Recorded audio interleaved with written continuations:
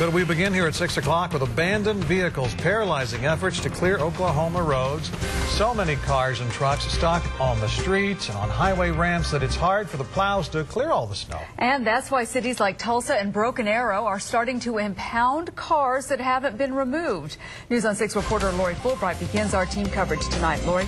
Well, Terry and Scott, people who have a stuck car that's blocking a street, an intersection, or a ramp need to get it out as quickly as possible, or they could be paying a $100 to $150 fee. And it doesn't matter if you're already on a waiting list for a tow, you could still get impounded. This is priority number one for towing companies, emergency vehicles.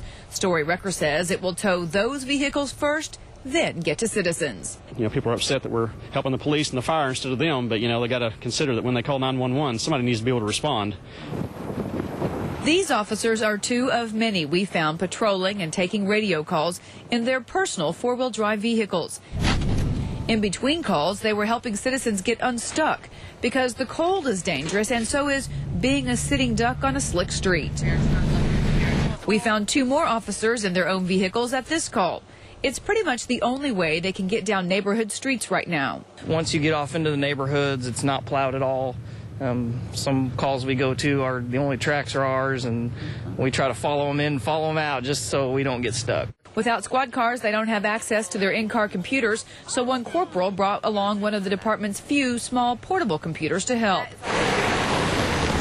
Some of their calls involved helping their own get moving, so those officers could then go help others. That's also why the fire department helped tow ambulances all day. Some had to be towed into neighborhoods for calls and then towed back out again. Story Wrecker says the more people who help, the better, because even though they're working as hard as they can, the waiting list is growing. Even tow trucks have trouble in this type of snow. You know, they're not super trucks by any means. You know, they're just a two-wheel drive type machine, and they can get stuck too. Wayne is out in this four-wheel drive pulling people out wherever he can.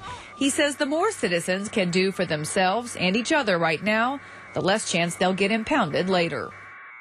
Now, if you go back to get your car and it's not there, you need to call the police department in your town or city and ask them where the impounded cars are taken, and then be prepared to pay to get it out. The record companies realize that people are going to be mad at them, especially if they feel the car wasn't towed fast enough, so it got impounded. But those towing companies say they're only doing what the cities tell them. Lori Fulbright, News on 6.